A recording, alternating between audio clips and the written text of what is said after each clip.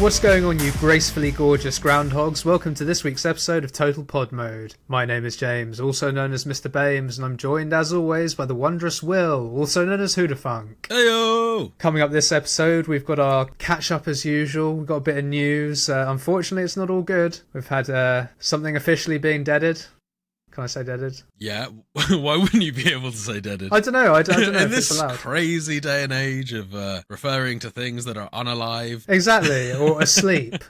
Sleep? Yeah, I've seen just like, yeah, they're sleeping now. It's like, They're but that's the subtitle, and they say, but yeah, these died. Temporarily, permanently sleeping unalive. Yeah. Right. Yeah, it's weird. Okay. So, yeah. Okay. But anyway, there's something coming up that's been deaded. Unfortunate news of yet more layoffs. But there is potentially some light at the end of the tunnel with an update from a very, very, very big developer. And we round out this episode with sort of what we've got planned in the early stage of 2024. But before all that, let's hit those socials. You can, as always, find the podcast on Spotify, Apple Podcasts, and pretty much anywhere else you get your podcasts by searching for Total Pod Mode. We also post regular video content of our playthroughs, stream highlights, as well as the podcast on our YouTube channel, Total Pod Mode. You can also find us on X by searching for @TotalPodMode, all one word. Or you can find me at Hoodafunk on X, and I'm also on Twitch under twitch.tv/Hoodafunk. And you can find me on X at Mr. Bames, and I'm also on Twitch under twitch.tv/Mr. Bames_TPM. So it's that time once more. What have you been playing this week, man? Yeah, so there's a couple games I've been playing this week. I wanted to, kind of picking up from last week, talk a little bit about Cyberpunk 2077. Very nice. Still enjoying it? Yeah, absolutely. Yeah, I'm still kind of pushing through. I haven't made a great deal of progress in terms of the story, but I have been doing a lot of exploring and leveling up, wanton acts of violence, you know, the good stuff. Yeah, usual shit. Have you been sort of collecting cars and things like that as well? Or vehicles in general? Not so much. The primary way of getting new vehicles in the game seems to be through buying them from the online marketplace, and they're pretty pricey. And I've been kind of mostly indulging kind of petty theft and acts of grievous bodily harm, you know, not really high-earning stuff. Yeah, just, you know, standard outlaw stuff. Yeah. Nothing major. Bit of common murder, you know. Mother, I crave violence. So one of the things that I've been doing in the game is tracking down some of people that are labelled as cyber psychos. And in the lore of this game, they're people that have heavily modded themselves. By I mean modded themselves, I mean grafting chunks of metal to augment your abilities. A lot of people are very cybernetic in this universe. You know, I feel like I'm kind of covering old news. Most people are probably aware of that. But anyway, these people have chromed themselves up so much that they've kind of lost their minds, and they're absolutely tripping. So you can go in and attack these people, fight them. Violence! It sounds like it's potentially possible to subdue them without killing them lethally as well. I know it's possible in the game. If you sneak up behind someone, you can make that decision whether to make it a lethal or non-lethal takedown. But I didn't choose to do it in the couple of occasions that I've done it. And the person over the radio has opted, saying it's a shame you couldn't have taken them in passively. We could have probably got some more information out of it rather than just kind of scavenging their remains. Well, I was going to say, can you not hack them? If they're that cybernetic and you were talking very highly of the hacking skills, it'd be great if you could hack them. You probably can. However, a lot of the times your more offensive hacks that you can do in the game are actually traceable. Much like you're able to hack into someone else, they're also able to trace that source back to you and figure out your exact location as well. So even if you use like NordVPN or something like that to cover your IP. Oh, I see. You're stretching for a sponsorship now. No, I wasn't. Like it. I just no. I mean, fair play. You do, mate, I would have no problems being sponsored by NordVPN right now. 20 ears that are listening up. yeah, NordVPN, no problem. It can double up as that, but what I really meant was actually like just a VPN in general. Other VPNs are probably available. Other VPNs. We're also open to other VPN sponsors as well. Yes. Exactly. Sup, Surfshark, what are you saying? Keep your NordVPN fetish away from me. So it probably is possible to use one of those VPN abilities later down the line if I've invested more into the Netrunner abilities. However, at this point, I'm just not there yet. You probably can make some of these more powerful abilities untraceable, but for now, I'm kind of limited to giving away my position if I decide to, suddenly overload someone's circuits or something like that. Yeah, makes sense. Speaking of the Netrunner abilities, I've also been using those in some of the other side gigs that you can do in the game. What sort of side gigs are those? So a lot of those typically involve breaking into a gang hideout, finding an important stolen piece of information or technology, A lot of the storylines in Cyberpunk kind of revolve around gangs and criminals stealing off of corporate entities and sort of reappropriating high-powered technical machinery and stuff like that for criminal activities instead. Exactly. Well, isn't your character V is meant to be a criminal? I know you can sort of take it either way, but you're born into that sort of thing. Yeah, for the most part, you're kind of like a street gangster, really. You're pretty self-serving. You don't really have any real allegiances other than to, your friends and those close to you. But for the most part, you're definitely kind of set up to be engaging in this criminal activity from the get-go. You're definitely not interested in pursuing the corpo lifestyle. That said, I never did actually pursue the corpo start to the game. The corporate start to the game, so I don't actually know how that turns out. I assume that the corpo start to the game means that you suddenly become disillusioned and decide to start doing petty crimes and smuggling instead. Yeah, or you get fired and you just want to fight back. Yeah, it could be. Yeah, I'll have to give that a look in at some point in the game. That was kind of like my Starfield character. I started with whatever that background was. I started with that one. Kind of a wastelander sort of thing. No, it was like the corporate one. Oh, right, yeah. I can't remember what it was. Like you used to work in business or something, and I got called a corpo by someone. I think that's what jogged my memory of it. Right. Sorry, random. But going back to those Netrunner abilities, some of the other side gigs in the game involve you, as I say, breaking into these hideouts. And I've been experimenting with seeing just how far you can get without necessarily going into the place first. So typically, a lot of that time, you can access the security system by hacking into one of the cameras, and from there, you can ping a central network, flick between all of the security cameras that are on site. So before you've even entered a building, you can already go inside it. Any rooms that have security cameras, you can ping all of the enemies, you can ping all of the access terminals, you can ping doors, windows, everything that you really need to have scoped out the building before you go inside. And at that point, you can also, through those cameras, hack into the enemies in the same way that you can if you make visual eye contact with them. Okay. So you can actually overload people's circuits and do all of that stuff whilst still completely in stealth from an alleyway across the road. It's really impressive. That's really cool. I actually got down to the point where I was causing distractions in rooms and then overloading tactically placed gas canisters and things like that. And I cleared out probably just over half of the hideout's enemies through triggering random explosions and just causing loads of chaos inside the building. Nice. Really, really satisfying stuff. And it just goes to show just how effective and well implemented those net running abilities are, that you can kind of do a lot of your combat, not through stealth, not through direct combat, but actually just pure hacking. It's really cool stuff. Yeah, and you're not that far into the game, so God knows how far that will go. You'll Yeah. probably get some really cool things later down the line. Exactly. And as long as you do stuff that doesn't necessarily interact directly with the enemies, like, as I say, overloading their circuits or shutting down their vision temporarily and things like that, you're completely fine. You're not going to be traced if you've kind of hacked and rigged a canister to go off or some sort of explosive chemical to happen. It's only when you interact specifically with a person. So you can be luring people all around a room by making different things malfunction and trigger to lure them away. And you can also do stuff like unlock doors as well. So doors that you will go into in the building that you wouldn't have been able to unlock through either physical force, if you're not strong enough, or if you don't have the technical ability to unlock the door, then you can still, through your hacking vision, just unlock the doors that way as well. So there's several ways that you can actually access the building. That's cool. I like stuff like that. This all kind of led me to, as I say, clearing out about half of the hideout without ever having stepped foot inside, disabling all of the security systems, and then I opened a window at the very top of the building, which I was able to use some rubbish outside to climb on top of and get through a window. Took out the one person in the control room.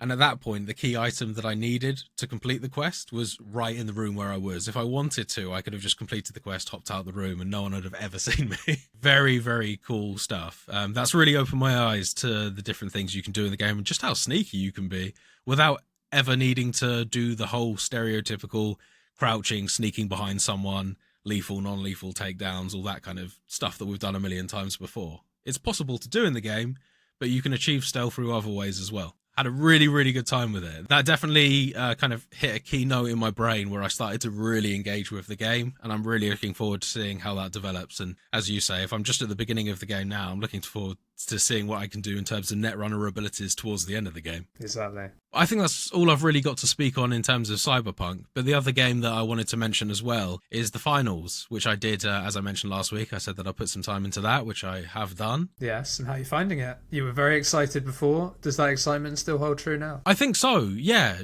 Generally, the game plays really well. It shows a lot of polish. It controls well. The shooting feels on point. I would compare the shooting somewhat similar to Battlefield. Obviously, that goes hand in hand with the level destruction that's possible in the game as well. Although the class system feels very distinct and closer to something like Team Fortress. Because your characters, you can choose the light, the medium, or the heavy class. The heavy class has an ability where he can smash through walls and floors, and he gets like a sledgehammer that he can use to destroy structures. The medium class is kind of like a bit of a support class with medic style abilities. Starts off with a healing gun.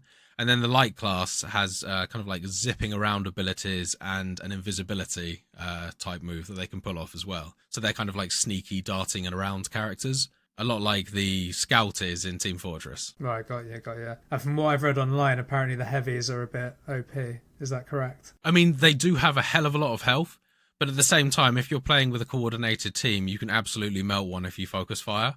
So I wouldn't say that they're too overpowered. I would say that you just need to play every class to their strength, and you need to recognize ways of dealing with that class as well. If you try and take on a heavy on a 1v1, you're just not going to be able to do it unless you're another heavy. And even then, it does rely on various other factors, like your team being able to stop another team from pressing you from another angle as well. It's a very fast and frantic game, and because of the fact that people can suddenly burst through walls and blow things up and drop the objective through the floor, which is what we've done on several occasions. If there's an objective high up in a building, you can shoot the floor with rockets to make it fall and make it easier for you to capture. Nice. There's a lot of tactics in this game as well, but that does lend to like a very frantic gameplay experience a lot of the time. And a lot of third partying in a way as well. There's going to be a lot of situations in that game where you'll be fighting one team and then a third team will swoop in, which makes things very difficult as well. And you almost need to be quite on point in terms of judging the flow of the combat,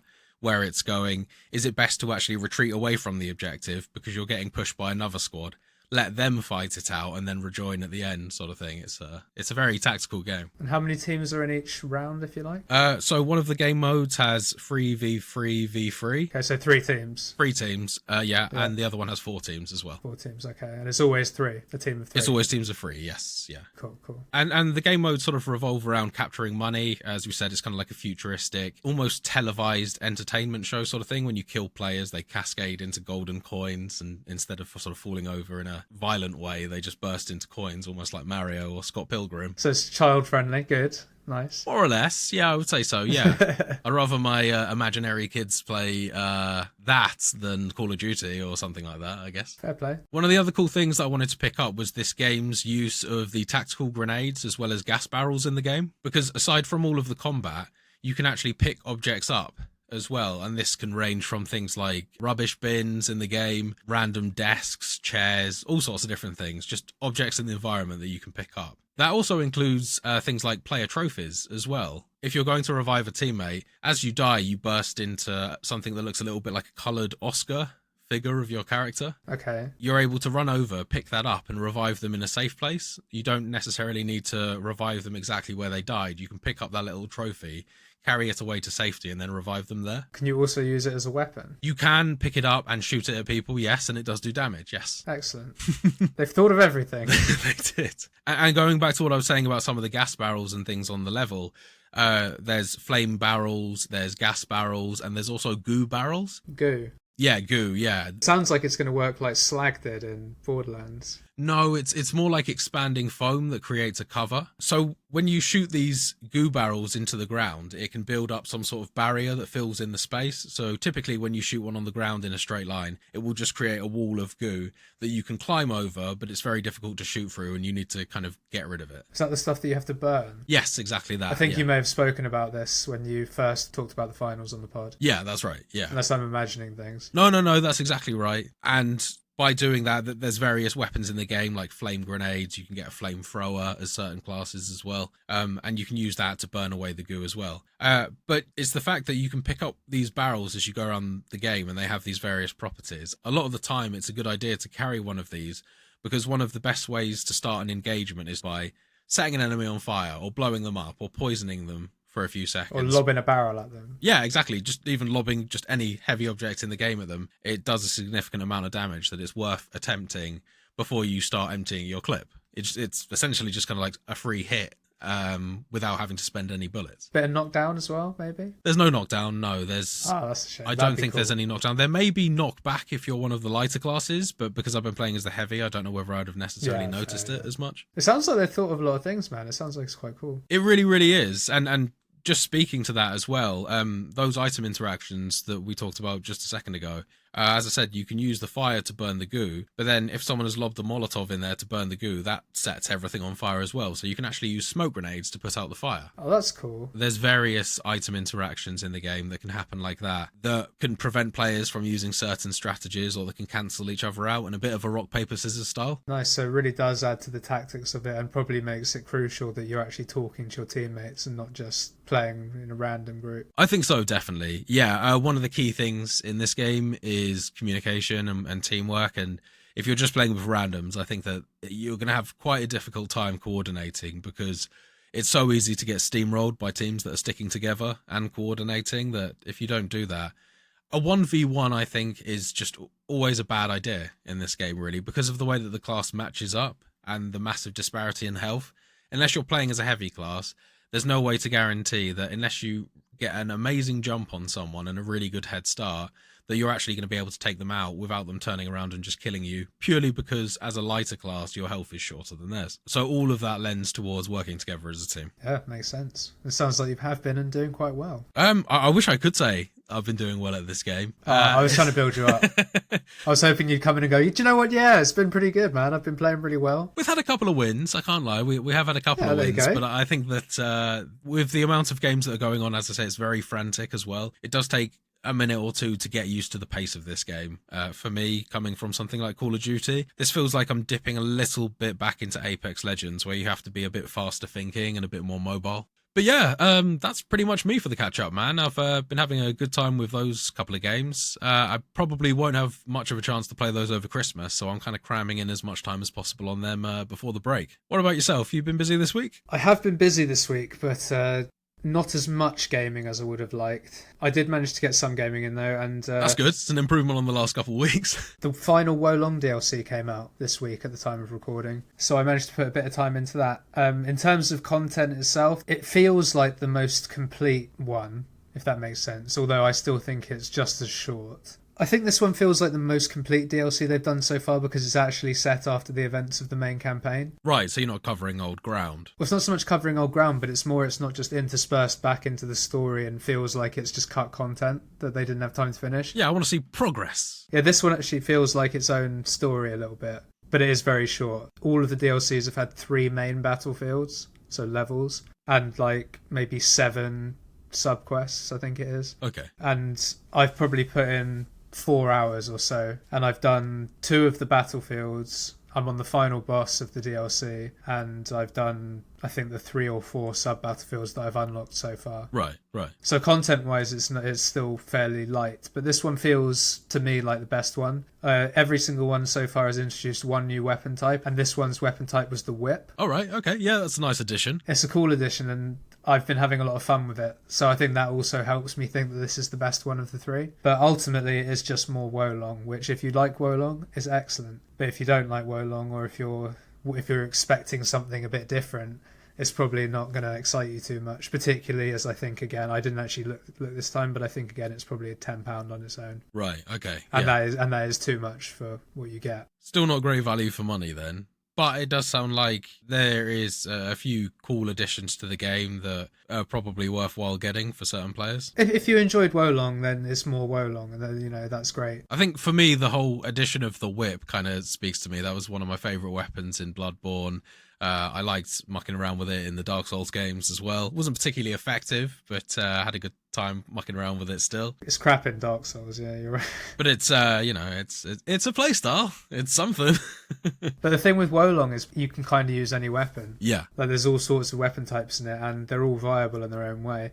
The whip's great because it's got loads of range. Right. So you're just slapping things about, and at least I think it is. Also helps that the whip that I found scaled with the 2 skills that I've invested in for my dual swords, so I was getting good damage with it too. Is it a bit like Bloodborne in the sense that it covers a lot of range and you can hit multiple enemies? When you say Bloodborne, do you mean the threaded cane when it's in its threaded form? Yeah, exactly, yeah. It's kind of like that, yeah. So it doesn't necessarily go as high vertically as that did, but you do get a lot of horizontal range and Right. sweep with it. Okay. Some of the special attacks, or I think they're called martial arts in Wolong, they do the sort of attacks you might see from Bloodborne with that version of the weapon. Sure thing. Just flailing everywhere. But it's more just like whips and like long sweeping motions. Right. Any notable bosses or anything like that you want to mention? Not necessarily notable, but I would say that this DLC has, in my opinion, the same problems that certainly the last DLC had. I can't actually remember the first DLC, so I don't know if that was the same problem. Is the problem that they're not particularly memorable boss fights? Or? No, it's not necessarily that they're not memorable. It's more that in the final boss of the last two, certainly, it just feels like there's a lot of spam, and it doesn't necessarily feel quite as good as I remember the fights in the main game feeling in terms of being quite fair. Right. There, it is fair because you can beat it. But there are moments where it's just like, oh my god, are you really going to be this quick with all your combos and just like keep spamming it? And yeah, but that might just be me being frustrated by it because they are tough. But I do remember distinctly feeling that the DLCs were quite spammy, and the main game I thought all of the bosses were very fair. I suppose that can be a little harder to deal with when you're talking in terms of sort of Elden Ring and Dark Souls. But I guess in Wolong, perfectly parrying does add to their sort of poise break bar, doesn't it? So even though they are spammy, I suppose if you are timing things, you're always working towards progress. Whereas I'm just thinking back to, is it Millennia's boss fight in Elden Ring, where she was kind of spammy, but you just couldn't do anything until she finished her combo, and you were making no progress in terms of damage either. She does have that one move where you just have to let her get on with it. Yeah. Even when she like kind of finishes her actual moveset, she just stands still for a second and there's just an extra spam for no reason. No, it's kind of like that in the sense of, because I agree with you on the point of perfect parrying, but it's more like they'll finish a combo, you go to attack, and before your animation can even activate, they've started again, and you therefore and you can't parry at that point. Yeah, no. Started attacking. You've committed, yeah. It's more like that, because when Wolong is one of the most satisfying games to play when you're in flow. Yeah. And you're getting those parries down. It's definitely brilliant. But I agree with you there. When I say that it's spammy, to me that is, in Wolong specifically, you don't have time to set your rhythm because you try and attack and then you get stun locked almost. Yeah. Or you certainly get a lot of hits, and because they all hit so hard. And I didn't know there was a level cap in Wolong. Oh, yeah, no, I wasn't aware. No. What is it? It caps at 150 until you get to a certain point in New Game Plus or New Game Plus Plus, which I didn't know about. Oh, fine, okay. I thought you could just level as long as you had the experience, but so that was a bit of a shock as well. But it also means I can't increase any skills or anything to get more damage. So I mean, I've got past phase 1, but I haven't done phase 2 yet. It just went all over the place. It's like a big flying thing with loads of laser beams and shit. I was like, god damn, like this is pretty crazy. Sounds cool though. It sounds like a cool boss. Oh yeah, they're all cool. I just need to beat them, and I will. I'm not going to let them take away my 100%. They've got it currently. But I'm working my way back to it, so I'll get there. How many more DLCs do they have planned for Wolong, or is this the final one? As far as I know, no more. I think that's it. Okay. Whether that means it's just it for this season pass thing or the thing I got with the version of the game I bought, I don't know. But I think it probably is, for now at least, going to be the last DLC. Unless there's like a massive demand that they sense for more DLC. Right. Fair enough. Okay. So this sounds like it should have been the cherry on top sort of thing, which in some ways it sounds like it perhaps is. It's not developing any more or less than any of the other DLCs, is it? And, we've always had that query over the value for money. But as you mentioned, seeing as you got the season pass, it's kind of in the past, really. Exactly, it's done. I can't do anything about it. And what I will say is, because I really like Wolong, for me it's worth it. It was worth it. I like having these extra missions. Once I've done them all, I'm probably going to put Wolong down for like quite a long time. But when I do eventually go back to it, it'll be nice to play through all of it in chronological order. Right, yeah. Like that'll be cool to me when I finally go back and I do a new character, because I'm still on strangely enough, for a game with a character against all creator, odds. My god, this is actually the first character that I ever created as well. I didn't restart a bunch of times. Damn, as far as I remember, unless I'm misremembering. I probably did, but I'm just misremembering. but yeah, it feels like it's an OG character, and it's got me this far, and I look forward to getting my 100% back with it. But that is all I've had time to play this week, so that is me for the catch up. So I think it's about time we moved on to this week's gaming news. So with our first news story this week, E3 has officially been confirmed as dead or cancelled. Oh no! Oh no! Oh no! Oh no! Oh no! Oh no! Oh yeah! Perhaps not surprising this one given the last few years, but organisers have finally given up on bringing E3 back from the dead, stating that it is officially cancelled. According to the Washington Post, Entertainment Software Association, the ESA, President Stanley Pierre-Louis stated that it's difficult to say goodbye, but it's the right thing to do. We know the entire industry, players and creators alike have a lot of passion for E3. We share that passion. We know it's difficult to say goodbye to such a beloved event, but it's the right thing to do given the new opportunities our industry has to reach fans and partners. Well, it sounds like they're not really taking hold of any of those new opportunities. They're just cancelling it altogether. Now, you see, to me, that's saying, yeah, you know, we wish we could still do E3, but other people do it better now, so... I do think that the positive reception of things like the Game Awards probably did factor somewhat into this decision. It's a popular event, it has been, and it's been successful for the last few years, you know, not without its, you know, awkwardly cringe moments that are always present at these sorts of things, but I think that that probably has contributed to the fact that E3 is closing its doors. Sadly. Yeah, it is sad. But as we say, it's not surprising. E3 2023 had already been cancelled, with both an in-person event and a virtual event ruled out in March of this year, which means that the final in-person event was 2019, and the final virtual event was 2021. And that brings an end to a 27-year run, with the first E3 having been held in 1995. So it is quite, you know, it's been quite a good innings for them, really. So it is kind of sad. Yeah, absolutely. Yeah, it's a sad day for the industry, given how prestigious E3 used to be. However, the writing has been on the wall for a number of years now. This didn't surprise me. It was unfortunate that it's officially been cancelled, but it didn't surprise me for that very reason. But all is not lost, Will. We still have all those directs, the Summer Games Fest, and the Game Awards, as you say. But, you know, F in the chat for E3. It's been a good run. It has been a good run. It has. I think that this is probably due to a loss in the popularity and the rise in the directs and Xbox and Sony exclusive events. It's a shame that E3 couldn't have gone on to exist in some form, though. There could be some way to keep it alive and kicking. But not these guys. They're not doing it. But not this time, no, that's for sure. I think COVID had something to do with that as well. People realising they didn't need E3. I don't think that helped them. Yeah, well, I mean, the Game Awards is just the new E3, basically. It's just kind of taken the place of E3. So that kind of flies in the face of the fact that E3 isn't the right thing to do, because E3, you know, as well as being a big, massive expo with a lot of people going to it, it also fulfilled that part that the Game Awards has now taken over as well. What, in terms of reveals, you mean? Yeah, in terms of reveals, showcases, and a handful of awards as well. I think that those sorts of things, along with the Summer Games Fest as well, they've just taken the place of E3. So from that standpoint, I'm thinking that it could have carried on, but obviously in terms of having people that want to attend the convention in terms of to showcase their new stuff, that's probably where E3 is struggling now, that they're finding these other venues to do it, and E3 no longer is kind of that gaming mecca yearly event that it once was. That first news story was not the most positive thing in the world, and as we move on to our second news story, I'm afraid it doesn't get too much better. We've got yet more news of layoffs at Embracer. It just gets worse. It really does. So according to an article from Game Rant, even more Embracer Group studios are hit with layoffs as the gaming giant continues its aggressive cost-cutting efforts. That's one way of putting it, yeah.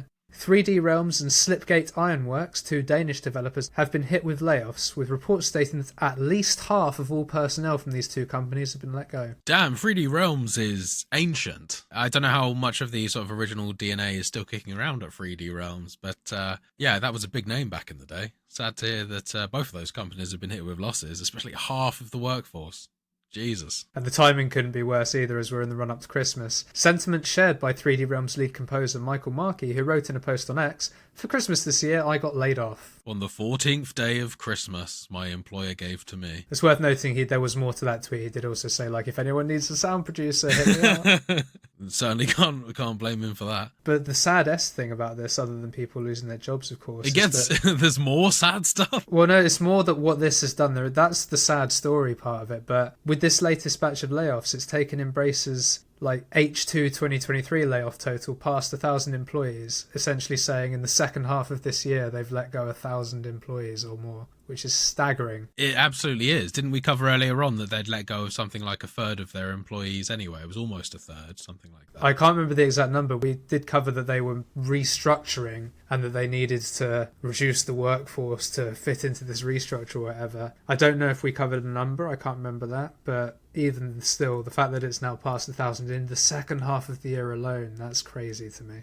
And I wish we could stop talking about stories like this, but they just keep on coming. This is going to be probably go down in history as the most depressing news section that there has ever been in the Total Pod Mode history. It's not great, man, but despite 2023 being such a great year for gaming in terms of the number of hits that were released this year, and there were a number of hits released this year, let's be real, it's been a truly shit year for employees within the industry. It really has, especially the second half of the year. So not really too much more to say on this, apart from, as always, our thoughts are with everyone affected, and we hope it hasn't completely ruined their festive period. And as we move on to our third news story this week, hopefully something a little bit more positive after those two quite negative stories. Don't want to piss on everyone's parade this week. But I guess it kind of depends what side of the coin you fall on, because our third news story is that Naughty Dog are working on a new single-player IP, potentially. I say potentially one, potentially loads. So, as I say, ending the news on a more positive note, Naughty Dog may have cancelled The Last of Us multiplayer, much to the chagrin of some fans. Yeah. So it is tinged with with a hint of bad news. Yeah, which I've just gotten out of the way, like, really, really quickly. Just sweep it under the carpet. Factions 2's cancelled, but... But they are focusing on single-player experiences, which fans of Naughty Dog will probably be quite excited about, given the pedigree of Naughty Dog with single-player experiences. Yeah, exactly. I don't think anyone's going to complain about the fact that they're pursuing more single-player games. Even those that are a bit peeved about Factions 2 being cancelled. I think it's just due to the fact that Factions 1 was executed so well. That it's a bummer. Anyway, let's move off of bummer subjects and on to this interesting positive news story that you have for us today. Hopefully, yes. Anyway, Naughty Dog layoffs. Yeah, so because they're now focusing on single-player experiences, they're laying off all the people that were working on Factions 2. Yeah, right. Oh, jeez. No, it's not that. We jest, but don't tempt fate. Yeah, exactly. So according to GameRant once again, Naughty Dog already has more than one brand new single-player game in the works. This has excited some fans given Naughty Dog's pedigree, as I mentioned earlier, things like Last of Us and Uncharted, amongst others, being in their back catalogue. But this news has also been met with some scepticism by some, given Naughty Dog's focus in recent years has been more on remastering their older games. So for me, the main thing is that the phrasing of this announcement is interesting. The words brand new imply that the projects currently being worked on are not simply remasters, which is great. And I think my early call on this is that one of them at least will be, and this isn't really like a hot take or anything, because we've discussed it before, but I think that one of these brand new games is probably going to be a third entry into the Last of Us series. Yeah, they would almost at this point, given the sort of growing popularity of it, that they'd be silly not to follow the money on this one. Be very surprising if we didn't get a Last of Us Part 3 at this stage in the game, especially with the TV show having come out and shortly going to be starting Part 2. Exactly. I bet it feels like the natural thing to do. I know that many people have been clamouring for another Uncharted game as well. I mean, it could be something like that, even though I think that Naughty Dog co-president Neil Druckmann has said in the past they're moving away from it completely. Yes, I do remember it. Yeah, they were looking to move away from that IP. If the people want it enough, you never know. But honestly, I wouldn't hold my breath for that one, given Neil Druckmann's statements. But do you have any thoughts on what else they could be working on? I think you know Naughty Dog a bit better than I do in terms of having played more of their games and things like that. What sort of things would you like them to go into if they're doing a brand new IP? Well, I was just about to say, I think that it would be quite nice from this news to get a bit of a sense of if they're starting a new IP. I'd be keen for them to move away and do something entirely different. I'm not really sure what I would like them to take a stab at, though, really. I mean, without just kind of listing something that is quite separate from what they've already done already. I think that what they typically do is they do tell a good human story. So any way that they can implement that, I think will probably be best suited. Whatever form that ends up taking, though, I've got no idea. I mean, they've covered in their early days sort of platformers and things like that with Crash Bandicoot. I was going to say, can they not do Crash Bandicoot the RPG? Crash Bandicoot RPG, that would be really something. That'd be jokes. Open world Crash Bandicoot game. That'd be sick. I really have no idea where they would potentially go with this. What would you say some of their best game mechanics are from the games you've played? Do you think are they good combat games? I think that one of in recent memory, the combat mechanics that I really like is the fluidity of going between stealth and action that they do in Last of Us, and the way that the melee system in the game kind of goes from a quite cinematic thing, but it does it so seamlessly. That they're very high octane, intense games to just watch, even because there is so much that can potentially happen, and it all happens so seamlessly without a load of typical conventional video game things happening, like you having to mash all the time. There's a dodge button, and and there's all of that happens, but it just seems to happen very quickly and seamlessly. So with that in mind, what style of game would you like to see those mechanics implemented in? And that can be what Naughty Dog can create for you. Well, it would be cool to see them try their hand at something that has a bit more of a melee focus. Last of Us obviously does have quite a strong melee focus, depending on how you want to play the game, and the fact that they do place quite a lot of emphasis on conservation of ammo. So I think it would be quite interesting to see them try their hands at a melee-focused game. Maybe we could see them go back in time. I think that they would do, although it's a bit played out now in terms of, Viking mythology, Norse mythology, that kind of stuff. They've done a lot of it. Something like that, but from a different point in time, I think Naughty Dog probably do a very good job of. There we go. You heard it here first. Naughty Dog's next game is going to be a historical fantasy game where they tell an amazing story about a elf and his daughter or something. Yes, and you're only allowed to use melee weapons. No guns, no bows and arrows. It's just melee. Oh my god, that is amazing! I can see it. I mean, honestly, no. I think we might have struck something there. And that's how we play the Generator Naughty Dog game. So with that idea now in the universe, and Will set to make millions of pounds when he gets paid by Naughty Dog for making up that idea for them. Hit me up, Drugman. My DMs are open. We're really shilling this episode, aren't we? Yeah, this is just like the sellout episode. But on that note, that brings us to the end of the news this week. So now we don't move on to a games challenge, but we do move on to an announcement. So as the year comes to a close, we round out the year not with a games challenge, because Will's already won the games challenge. Way! Winner of the year, Games Challenge 2023, holder of the medal that I will get around to making, maybe. That's a medal now, is it? A medal, a belt, something, a trophy, perhaps. Who knows? Who knows what it'll end up being, or who knows if I'll even get around to making one this year. As I say, the fact that I am holder of this currently anomalous reward thing that we've got going on here, it might motivate me to actually get ahead and make it this year. As I said, that would be favoritism, but I'd respect it. But no, so because of that, we've got a couple of announcements for you as to what is happening in the coming weeks and months. So over the coming weeks, we're going to have our Christmas episode, and then we've got our New Year's episode. Similar to last year, we're going to look back at 2023 as a whole and look forward to 2024. Talk about some things we enjoyed, and we're also going to review this year's game challenge in its entirety. But that's not all. As we enter the new year, we're also going to be returning to Completionist Corner. The long-awaited, highly anticipated return. And what better way to return than to pick up the story that started it all and ended it all. That's right, if you've been with us since the beginning, first of all, respect. We love you for that. But also, you'll know exactly what we're talking about here. That's right, ladies and gentlemen, and everything in between. We're returning to Mass Effect for Mass Effect 3, the final episode in the trilogy. Absolutely, man. I've been really looking forward to returning to this one. It's time to finish off the OG trilogy. It certainly is. We're going to be picking up the stories of Gillian Shepard and Julius Shepard once more. The Paragon and the Renegade, see how the stories play out, see how it ends. I don't believe you've played and completed Mass Effect 3 before? You might have played it. No, so I think that this one, unlike Mass Effect 2 and 1, this one is a title that is almost completely new to me. I think I played for the equivalent of what is probably a demo of the game. So at this point, this one is completely new to me. We're covering completely new ground. Really looking forward to getting into this one. Looking forward to just seeing what the most refined and developed version of this game should be. Yeah,